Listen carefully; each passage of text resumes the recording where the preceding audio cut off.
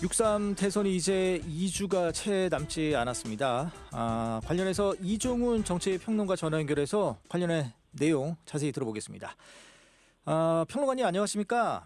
네, 안녕하세요. 예. 우선 좀 국민의힘 얘기 먼저 조금 듣고 싶습니다.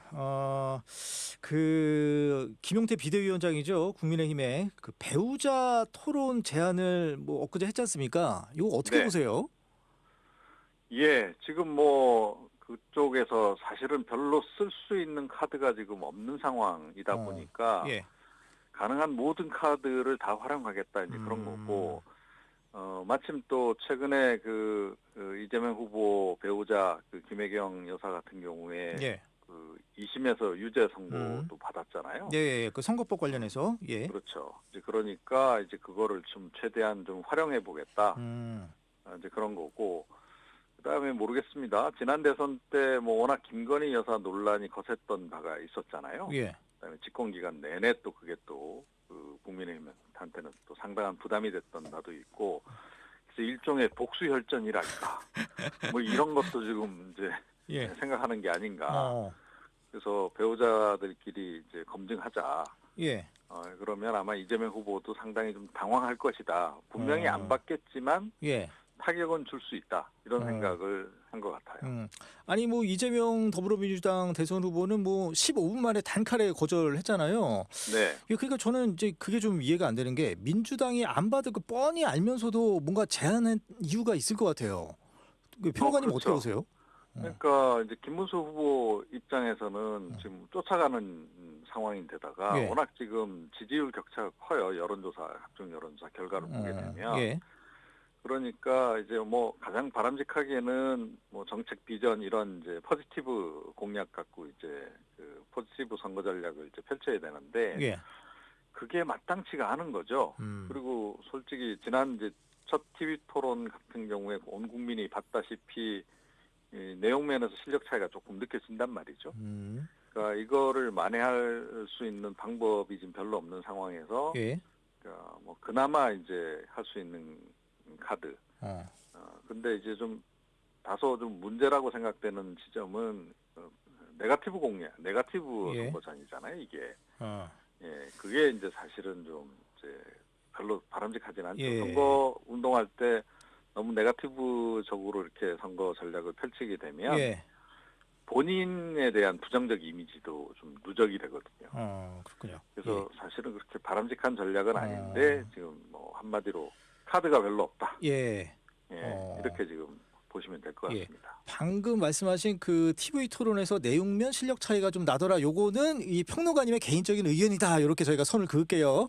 예, 그렇죠. 예, 알겠습니다. 네. 예. 근데 그렇다면 그 영부인에 대한 투명한 검증 자체 요거는 좀 필요하다고 보시죠?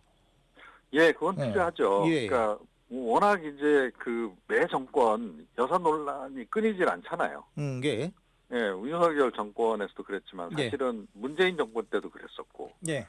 그 전에도 그랬었고, 그래서 늘 여사 관련해서 이게 뭔가 제도적으로 좀 보완해야 되는 거 아닌가, 미국처럼 이제 좀 더 이렇게 지원 시스템도 갖추지만 동시에 이제 관리하는 시스템도 좀 더 강화해야 된다라는 얘기는 계속 나오잖아요. 예. 그런 상황이기 때문에 이게 조금 검증하는 시스템이 좀 필요하긴 하다 이런 생각이 좀 들고요. 예. 제 개인적인 생각은 이번에 워낙 이제 국민의힘 쪽에서 몰리다 보니까 이게 아이디어 차원에서 툭 나온 거긴 한데 예. 이것도 한번 해봄직은하다. 예, 그런 생각은 좀 들어요. 네. 근데 혹시 그러니까 좀 이런 얘기도 있잖아요. 그러니까 토론회는 좀 그렇고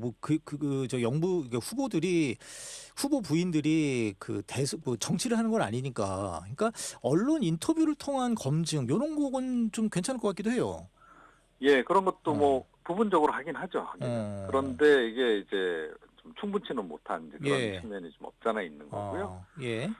그런데 이거를 생방송으로 라이브로 중계를 하면서 온 국민이 보도록 그렇게까지는 안 하더라도 요즘 워낙 이제 다양한 SNS를 활용한 그런 이제 채널도 있고 하니까 어떤 이런 단체 쪽에서 이렇게 주관해서 이런 걸 한번 해보는 것도 나쁘지 않겠다.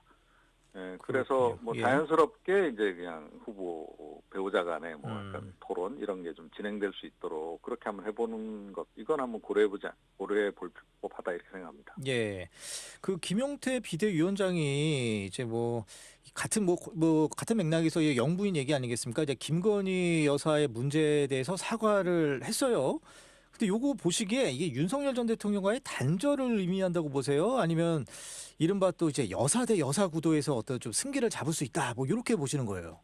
그러니까 이게 이번에 이제 국민의힘 쪽에서 이 제안을 딱 하니까 예. 민주당 쪽에서 아니 김건희 여사 때는 그런 거 하자고 말도 안 하더니 왜 이제 와서야 이런 거 하자는 거냐. 예. 뭐 이렇게 이제 반박을 했단 말이에요. 예. 자, 그러니까 이제 뭐 국민의힘 입장에서 그 부분에 대해서 어느 정도는 좀 대응을 할 필요가 좀 생긴 거죠. 자, 가장 좋은 방법은 최근에 이제 윤석열 전 대통령 탈당도 했고 하니까 예. 이번 기회에 그냥 김건희 여사까지 싹 다 좀 거리를 두기를 하는, 예. 절연을 하는 그런 쪽으로 지금 가기로 일단 예. 김용태 비대위원장은 마음을 먹은 것 같아요.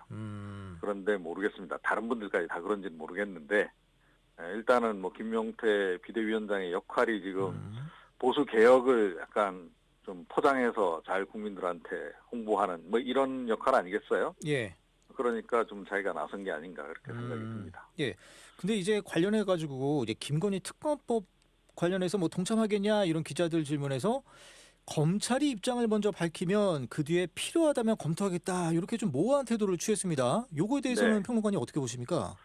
그러니까 지금 국민의힘의 변신이 애매한 거죠. 그러니까 윤석열 전 대통령에 대한 그 대응에서 있어서도 마찬가지고 예.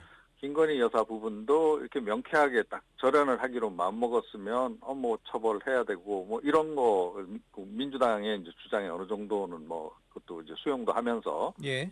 뭐 동참할 부분이 있으면 동참도 하고 이런 식으로 해야 되는데 확연하게 눈에 보일 정도로 딱 끊어내지는 못하는 거죠. 그러니까 국민들이 보기에도 좀 어중간한 거예요. 예. 그러니까 뭐 자기네들 내부에 이제 뭔가 고민이 있는 거죠. 여전히 이제 윤석열 전 대통령하고 관련 있는 사람들이 당내에 워낙 많기 때문에 예. 그게 좀 쉽지 않은 그게 사실은 국민의힘의 좀 한계이기도 하다 이렇게 생각합니다. 예. 그럼 이번에 좀 간만에 저 한동훈 전 대표 얘기 좀 듣고 싶습니다. 이 한동훈 전 대표가 윤석열 전 대통령 탈당 이후에 곧바로 유세에는 합류를 했잖아요. 네. 근데 이거 제대로 하는 것 같지도 않고 또 그러니까 적극적으로 하는 것 같지도 않고 또 그렇다고 안 하는 것도 아니고 이 지금 한동훈 전 대표 생각은 뭘까요? 그러게요. 뭐 우리나라 국민들이 워낙 반반 치킨을 좋아하셔서 그런지 요즘 그 반반 행보하시는 분들이 많잖아요. 홍준표 전 시장도 지금 거의 반반 행보 아닙니까? 한쪽 발은 민주당에 걸쳐놓고 한쪽 발은 또 여전히 국민의힘에 이렇게 걸쳐놓고 사실은 이런 식으로 하는 게 모르겠습니다. 본인들은 뭐 생존을 위해서 그런 식으로 하는지 모르겠는데 예. 이것도 또 다른 이제 그 문제다. 그래서 조금 전에 이제 김용태 위원장도 좀 애매하다란 말씀을 제가 드렸는데 예. 한동훈 전 대표 지금 그 지원 유세도 보기에 굉장히 애매하잖아. 이게 정말로 돕기 위해서 나온 건지 아니면 이거 찍어주지 말라는 얘기를 이렇게 온몸으로 이렇게 마치 말하는 듯 보이기도 하고. 그 김문수 후보 얘기는 안 해요. 그렇죠. 국민의힘 그러니까요. 후보라고만 얘기하지 김문수 후보라는 이름을 얘기 안 해서 그것도 참 그래요. 그리고 딱 처음에 나와가지고 대뜸 하는 얘기가 김문수 후보하고 자기하고는 생각이 많이 다르고 이래버리면 그게 도대체 김문수 후보 지지하는 얘기입니까 그게? 그러니까 결국은 이거 좀 다른 생각을 갖고 나온 거로 이제 볼 수밖에 없는데. 그러니까 자기 정치를 하고 있다. 그렇죠. 그러니까 제가 보건대는 지금 본인 그 당대표, 그러니까 어찌됐건 이번 대선 끝나고 나면 당대표 새로 뽑아야 되잖아요. 예. 예, 거기에 재도전하기 위한 그 운동을 지금부터 지금 미리 하고 있는 거다. 자기 선거 운동 지금 하고 있는 거로 볼 수밖에 없다 이렇게 생각합니다. 그렇군요. 그 평론가님 이번에 좀 민주당 얘기 좀 듣겠습니다. 최근에 있었던 TV 토론에서 신 스틸러 그 평론가님도 이제 극찬하셨던 이제 민주노동당의 권영국 후보가 선전했다는 평가가 많지 않습니까? 네. 근데 이제 이재명 후보 입장에서 보면 이 권영국 후보가 선전하는 거, 요게 이 후보 지지자의 표를 어떻게 가져가서 이 후보 입장에서는 불리한 건지 아니면 어떻게 보면 이게 중도 포지션 강화하면서 이재명 후보가 더 유리한 건지 그게 좀 헷갈려요.